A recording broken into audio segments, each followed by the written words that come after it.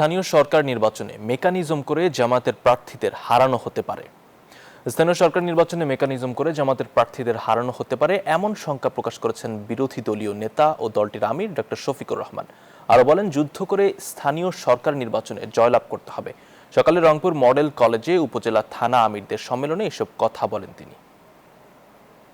আগামী স্থানীয় সরকার নির্বাচনে কি হবে আল্লাহ ভালো জানেন, কিন্তু মনে রাখতে হবে যুদ্ধ করে জয় করতে হবে।